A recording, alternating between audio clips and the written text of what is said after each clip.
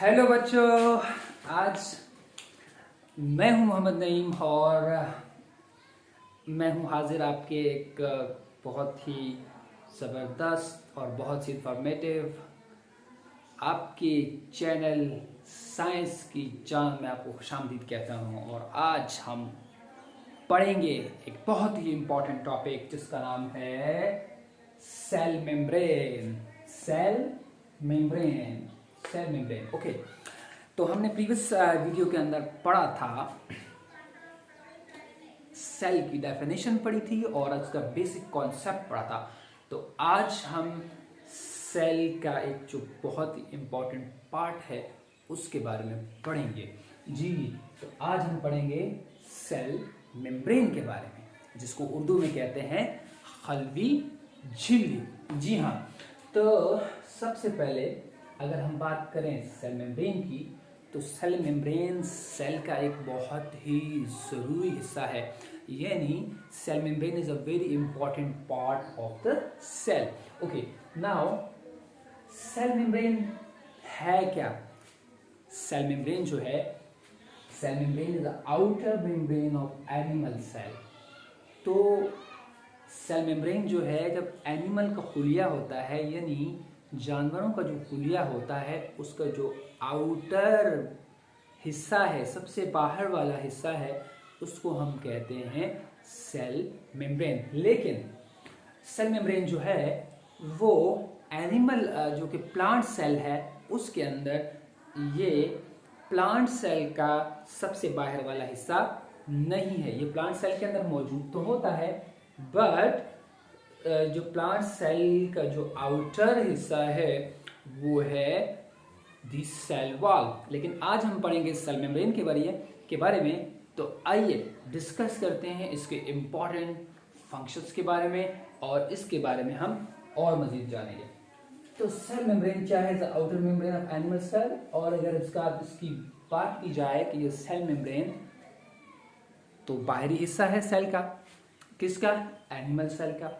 और ये दूसरा यानी एक सेल वॉल से अंदर सेल मेम्ब्रेन। तो सेल मेम्ब्रेन जो प्लांट सेल है उसका ये दूसरा इनर पार्ट है, दूसरा सेल, दूसरे नंबर पे इसका हिस्सा है। ये बना किस चीज से हुआ है? ये बना हुआ है जी, ये बना हुआ है प्रोटीन और लिपिड का बना हुआ है। अब प्रोटीन जो है लिपिड का बना हुआ है, और ये किस तरह बना हुआ है? जी हाँ, ये बहुत इंटरेस्टिंग चीज है।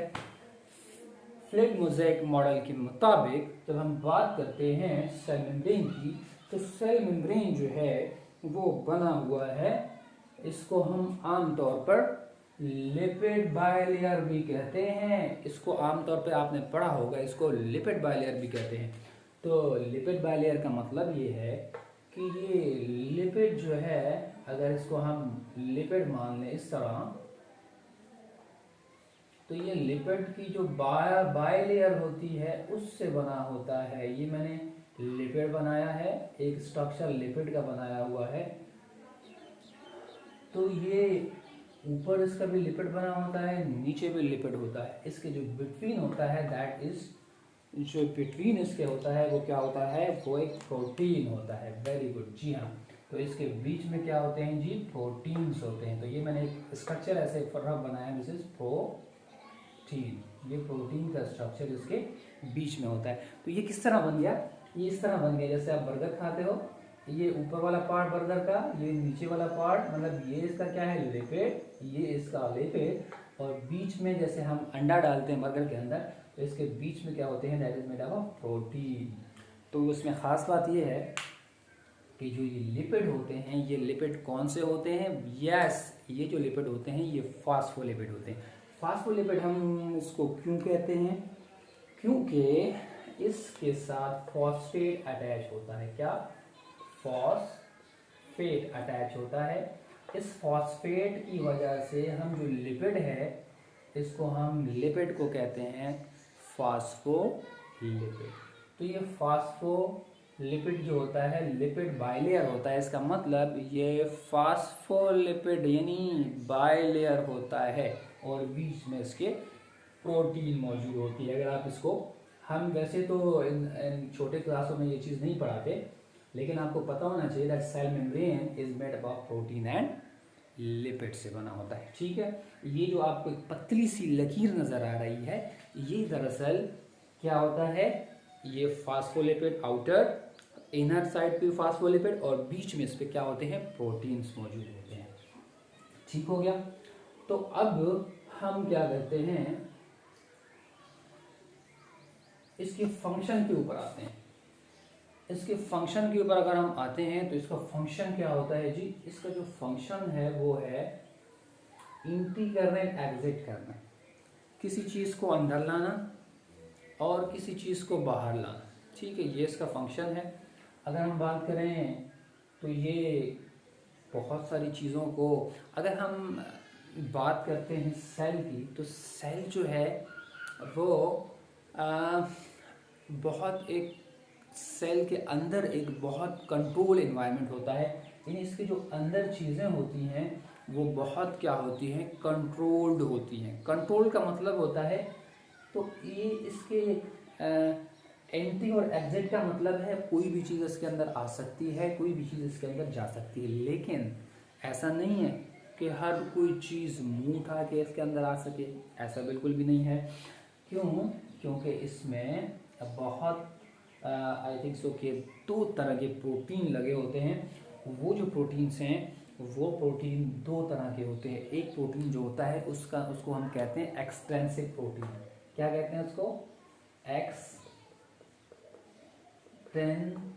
प्रोटीन। एक्सटेंसिव प्रोटीन, ये एक्सटेंसिव प्रोटीन जो होते हैं ये फास्फोलिपिड, जो आपके बाहर वाला फास्फोलिपिड होता है उसके ऊपर ये प्रोटीन इस तरह पे अटैच होते हैं। और दूसरे जो प्रोटीन्स होते हैं that is called intrinsic protein, उसको हम कहते हैं इंट्रिंसिक प्रोटीन। ये इंट्रिंसिक प्रोटीन जो होते हैं ये क्या होते हैं, ये कुछ जो होते हैं हाफ होते हैं, यानी इनर साइड के अंदर, यानी फास्फोबायोलिपिड के दरमियान में होते हैं। लाइक अगर मैं इसको यहाँ पे फास्फोलिपिड बना दूँ, ये अगर मैंने फास्फोलिपिड बना दिया और ये इनर फास्फोलिपिड बना दिया, तो ये प्रोटीन्स कहाँ होंगे, या तो यहाँ पर होंगे, मैं दूसरा कलर इस्तेमाल कर लेता हूँ, या तो ये इस तरह एम्बेडेड होंगे, या तो ये थ्रू आउट जो है वो क्या होंगे, इस तरह ये प्रोटीन इसके अंदर जो है फिक्स्ड होंगे, यानी पूरा पूरा इसके अंदर, या तो हाफ या पूरा पूरा इसके अंदर ये फिक्स होंगे। तो ये जो प्रोटीन्स हैं जो कि इसके अंदर हैं, आउटर सरफेस पे नहीं है, ये जो हैं वो उसको कहते हैं इंट्रिंसिक प्रोटीन्स। अब इसमें जो इसका एंट्री करना और एग्जिट करना जो है ये टोटल डिपेंड करता है on this protein, intrinsic and extrinsic protein पे। ये जो आपका जो सेल मेम्ब्रेन है ये टोटली डिपेंड इन प्रोटीन के ऊपर करता है। अगर हम बात करें कि सेल जो है उसके अंदर एक कंप्लीट कंट्रोल एनवायरनमेंट होता है, उसमें बहुत सारी चीज़ें। अच्छा, अगर हम बात करें फास्फोलिपिड की, तो जो फास्फोलिपिड हैं उसके जो हेड होते हैं वो आमतौर पे पोलर होते हैं। अगर हम इस सेल मेम्ब्रेन की बात करें तो सेल मेम्ब्रेन में आपको पता है इसका जो आउटर लेयर है वो क्या है, वो फास्फोलिपिड से बना हुआ है, और इसका जो हेड है फास्फोलिपिड का, दैट हेड इस क्या है, ये पोलर इन नेचर का है। पोलर कौन सा नेचर है? पोलर नेचर का है। पोलर का मतलब इसमें पोल है। पोल का मतलब क्या होता है? Pole means positive and negative charges इसके ऊपर मौजूद हैं। तो ये इसकी बहुत अच्छी एफिनिटी है वाटर के साथ। और इसका इंटरनल हेड अगर देखो आप, तो इसका इंटरनल हेड जो है अल्लाह ने इसको कैसे बनाया है, ये वाला मॉलिक्यूल जो फास्फोलिपिड का है वो इनर की साइड, यानी इसके जो टांगे हैं वो नीचे की तरफ हैं, बट अगर इसको देखो तो ये इसके टोटल ऑपोजिटिव है। तो इसी तरीके से इसका जो हेड है इनर साइड भी, क्योंकि यहाँ पे भी पानी मौजूद होता है, सेल के बाहर बहुत सारा इन्वायरमेंट वाटरी होता है, और इनर भी आपको पता है सेल के अंदर बहुत सारे जो है ना पानी के मॉलिक्यूल, इन्वायरमेंट पानी का होता है। तो इसलिए अल्लाह ने इनको ऑपोजिटिव पोल के ऊपर, इसका जो हेड है ये भी बहुत अच्छी एफिनिटी पानी के साथ रखता है, और ये भी बहुत अच्छी एफिनिटी पानी के साथ रखता है। ठीक है, तो टोटल डिपेंड इस पे करता है इसकी कोई चीज़ सेल के अंदर आना और कल कोई चीज़ सेल से बाहर, वो डिपेंड करता है इन प्रोटीन्स के ऊपर। अब ये प्रोसेस जो है बहुत सारी चीज़ें इसमें आ सकती हैं। जो पोलर जो मॉलिक्यूल्स होते हैं, लाइक चार्ज वाले मॉलिक्यूल्स होते हैं, लाइक दिस वन, कोई भी एक ऐसा जो कि पोलर हो, उनमें बहुत डिफ़िकल्टी होती है आने में। और जो अनचार्ज होते हैं, लाइक न्यूट्रल होते हैं, वो इजीली अंदर आ सकते हैं। अब हम इस पर थोड़ा डिस्कस करते हैं कि ये सेल मेम्ब्रेन जो है वो किन प्रोसेस के ज़रिए किसी चीज़ को अंदर लाता है और कैसे इस चीज़ को बाहर लाता है। तो इस प्रोसेस में सबसे पहला जो होता है दैट इज एक्टिव ट्रांसपोर्ट। इसमें एक ऐसी डिफ्यूजन होती है, एक प्रोसेस होता है जिसको हम एक्टिव ट्रांसपोर्ट। तो यहाँ पे सर्टेन टाइप ऑफ प्रोटीन्स मौजूद होते हैं। क्या होते हैं? इसको मैं प्रोटीन कर देता हूँ, प्रोटीन्स मौजूद होते हैं। और ये जो प्रोटीन्स होते हैं, ये प्रोटीन्स जो होते हैं ये एक्टिव ट्रांसपोर्ट के जरिए, इनका काम क्या है, ये इनको एनर्जी की ज़रूरत होती है। क्या ज़रूरत होती है? एनर्जी की। एनर्जी को किस फॉर्म में मिलती है? एटीपी के फॉर्म में मिलती है। और जब ये एटीपी एडीपी में चेंज हो जाएगा, ADP adenosine triphosphate is converted into the ADP, तो मतलब इन्होंने क्या किया, इनको एनर्जी की ज़रूरत होती है। ये किसी भी मॉलिक्यूल को अंदर ले जा सकते हैं एनर्जी ज़ाया करके। तो ऐसा एक प्रोसेस जो कि एनर्जी को इस्तेमाल करके किसी भी चीज़ को सेल के अंदर ले आए, क्योंकि सेल का जो इंटरनल एनवायरनमेंट होता है वो बहुत ही कंट्रोल्ड होता है, वो बहुत ही कंट्रोल होता है। उसको बहुत जो चीज़ें चाहिए होती हैं वो अपने एनवायरनमेंट को बहुत ही रेगुलेशन के साथ चलाता है। तो ये बहुत सारी चीज़ें एक्टिव ट्रांसपोर्ट के ज़रिए भी सेल के अंदर आ सकते हैं थ्रू द सेल मेम्ब्रेन। अच्छा, बहुत सारी चीज़ें सेल के अंदर नहीं भी आ सकती। फॉर दैट रीज़न हम इस सेल मेम्ब्रेन को, आपने नाम सुना होगा, उस सेल मेम्ब्रेन को हम कहते हैं, इसको हम क्या कहते हैं, इसको हम कहते हैं semi permeable membrane. Semi permeable का मतलब है बहुत सारी चीज़ों को ये अंदर आने देता है और बहुत सारी चीज़ों को इसको अंदर आने नहीं देता है। दूसरा नाम भी इसका है, इसका सेलेक्टिवली परमेबल मेम्ब्रेन। सेलेक्टिवली चीज़ों को अंदर लाता है। वाई? बिकॉज इसका जो इंटरनल एनवायरनमेंट है उसको कंट्रोल में रखना है, इसने एक रेगुलेशन के साथ इसको चलाना है। ऐसे अगर पानी बहुत ज़्यादा आ जाता है तो सेल जो है वो फट भी सकता है, बिकॉज इसके ऊपर सेल वॉल नहीं है। तो एक तो हमने एक्टिव ट्रांसपोर्ट पढ़ा। नंबर सेकंड हम पढ़ेंगे डिफ्यूजन। डिफ्यूजन जो होता है वो एक ऐसा प्रोसेस होता है इसके अंदर जिसमें सेल मेम्ब्रेन क्या करता है, डिफ्यूजन प्रोसेस के बारे में कोई भी चीज़ क्या हो सकती है, एक हायर, अगर वो चीज़ बहुत ज़्यादा पड़ी हुई है और अगर यहाँ पे उसकी कंसंट्रेशन कम है, यानी उस चीज़ की कंसंट्रेशन ज़्यादा से वो किसी कम कंसंट्रेशन की तरफ आती है, तो इस प्रोसेस को हम डिफ्यूजन कहते हैं। तो दिस इज कॉल्ड डिफ्यूजन। अब और उसके बाद एक और चीज़ का भी नाम इधर जिक्र आता है, that is called osmosis. Osmosis एक प्रोसेस आता है। तो अब बहुत सारे मतलब कन्फ्यूजन होती है कि डिफ्यूजन और ऑस्मोसिस में फ़र्क क्या होता है। तो ये बहुत ही आप यहाँ पे एक चीज़ याद कर लें, ऑस्मोसिस जो होता है वो सिर्फ पानी जो है अगर हायर कंसंट्रेशन से लोअर कंसंट्रेशन, फॉर एग्जांपल यहाँ पे पानी या अंदर के इसमें पानी बहुत ज़्यादा मौजूद है, वाटर बहुत ज़्यादा कंसंट्रेशन के अंदर मौजूद है, अगर ये पानी सेल से बाहर जाता है क्योंकि सेल से बाहर इसकी कंसंट्रेशन कम है, तो हम इसको कहेंगे ऑस्मोसिस। अगर हम कहेंगे डिफ्यूजन, तो डिफ्यूजन में वाटर के अलावा कोई अदर थिंग्स हैं that go from its higher concentration towards its lower concentration, तो हम उसको कहेंगे that is called diffusion process.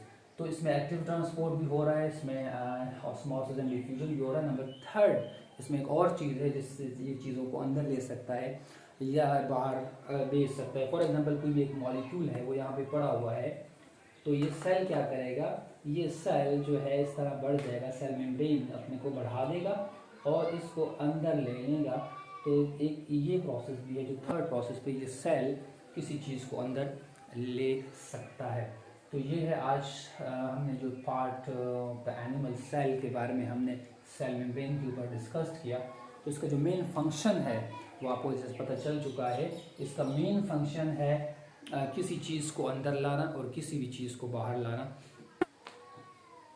यानी अगर सेल को कोई ज़रूरत है, सेल को कोई चीज़, सेल के अंदर पानी की कंसंट्रेशन कम हो जाती है, तो ये क्या करेगा, थ्रू द सेल मेम्ब्रेन वो पानी को अंदर लाएगा। और ये सेल मेम्ब्रेन जो होता है ये सिर्फ सेल के ऊपर भी नहीं होता, बल्कि ये सेल मेम्ब्रेन जो है ये, अगर हम न्यूक्लियस की बात करें, ये न्यूक्लियस है, सेल के अंदर न्यूक्लियस है, इसके ऊपर भी ये मेम्ब्रेन मौजूद होती है। ये देखें, ये मेम्ब्रेन जो होती है that is also the cell membrane की तरह एक मेम्ब्रेन होती है। नंबर सेकंड हम बात करें तो यहाँ पे माइटोकॉन्ड्रिया की अगर मैं बात करूँ तो माइटोकॉन्ड्रिया के ऊपर भी एक मेम्ब्रेन होती है, that is also this similar to this membrane. इसकी कंसंट्रेशन में कुछ चेंजिंग हो सकती है, इसके लिपिड और प्रोटीन के अंदर चेंजिंग हो सकती है, but that is also made of protein and lipid. ये प्रोटीन और लिपिड से बना होता है, ये भी प्रोटीन एंड लिपिड से बना होता है। इसी तरह अगर हम बात करें गोल्जी अपार्टस की हम बात करें, हम अगर वैक्यूल की बात करें, अगर हम लाइसोसोम्स की बात करें, तो ये तमाम जो चीज़ें होती हैं that also contain of membrane. और इस मेम्ब्रेन जो होता है that membrane is same to same is this one. ठीक है, ये सेम टू सेम इसी मेम्ब्रेन की तरह होती है, दैट इज मेड ऑफ। तो इस मेम्ब्रेन का एक और काम क्या हुआ, ये मेम्ब्रेन जो है सेल के जो इंटरनल एनवायरनमेंट है उसको आउटर एनवायरनमेंट से बचाती है और एक कंपार्टमेंट अलग सा बना देती है। इसी तरीके से अगर ये मेम्ब्रेन न्यूक्लियस के ऊपर है तो इसका मतलब है इस न्यूक्लियस को इसने सेव किया है फ्रॉम द साइटोप्लाज्म, साइटोप्लाज्म से न्यूक्लियस को सेव किया हुआ है। तो ये मेम्ब्रेन यहाँ पर भी मौजूद है और यहाँ पर भी इसका यही काम होगा, जो बाहर है यहाँ पर भी ये ट्रांसपोर्टेशन का काम कर सकती है। तो ये है आज का जो हमारा जो सेल का एक बहुत ही इंपॉर्टेंट पार्ट है, एनिमल सेल का बहुत ही इंपॉर्टेंट सेल है, it's also present in the plant cell, but हम यहाँ पे डिस्कस करें एनिमल सेल का जो फर्स्ट पार्ट है सेल मेम्ब्रेन। और इसके बारे में तकरीबन मैंने जो चीज़ें, आपका जो बेसिक कॉन्सेप्ट है अबाउट द सेल मेम्ब्रेन है, मैंने क्लियर कर लिया। इसको मैं थोड़ा सा आपको शॉर्टली इसको शॉर्टली आपको बता दूँ कि सेल मेम्ब्रेन क्या होता है। That is outer part of the animal cell. Animal cell का आउटर पार्ट होता है that is made up of the unicorn से दैट ये बना होता है लिपिड बाइलेयर एंड बीच में इसमें प्रोटीन्स जो एम्बेडेड होते हैं, एक सैंडविच लाइक स्ट्रक्चर होता है। और इसका जो काम है वो क्या है, इसका जो काम है वो किसी चीज़ को, किसी भी मॉलिक्यूल्स को अंदर लेके आ सकता है, किसी भी मॉलिक्यूल्स को अंदर बाहर भेज सकता है। मॉलिक्यूल्स क्या हो सकते हैं, ये may be the salt molecule हो सकते हैं, द ग्लूकोज हो सकते हैं, अदर्स यानी प्रोटीन्स वगैरह भी हो सकते हैं, ताकि सेल का जो इंटरनल चीज़ें हैं वो पूरी रहें, सेल को किसी कमी का मतलब सामना ना करना पड़े, या सेल को कोई एनर्जी की ज़रूरत है तो सेल एनर्जी कैसे बनाता है भाई, सेल के अंदर ऑक्सीजन आता है, ऑक्सीजन को भी अंदर जाने देता है, कार्बन डाइऑक्साइड को बाहर जाने देता है। तो तमाम ये जो इसका सेल है बट इन कंट्रोल मैनर, एक कंट्रोल मैनर के अंदर। तो इसका ये दो जो है ना बहुत इंपॉर्टेंट फंक्शन है, इंटरनल और आउटर को मेंटेन रखना। सेकेंड थिंग इज़ कि ये सेल के इंटरनल एनवायरनमेंट को बाहर के एनवायरनमेंट से बचाना इसका काम है। और इसके बारे में जो भी मैंने आपको बताया है, और आपसे मज़ीद ऐसी बहुत ही इम्पॉर्टेंट वीडियो देखने के लिए आप मेरा चैनल जो है सब्सक्राइब कीजिए, और ज़्यादा से ज़्यादा आप सब्सक्राइब करेंगे तो इससे क्या होगा, बहुत सारे बच्चों का फ़ायदा हो सकता है। मेरे चैनल को ज़रूर जो है ना आप सब्सक्राइब कीजिएगा। अस्सलाम वालेकुम।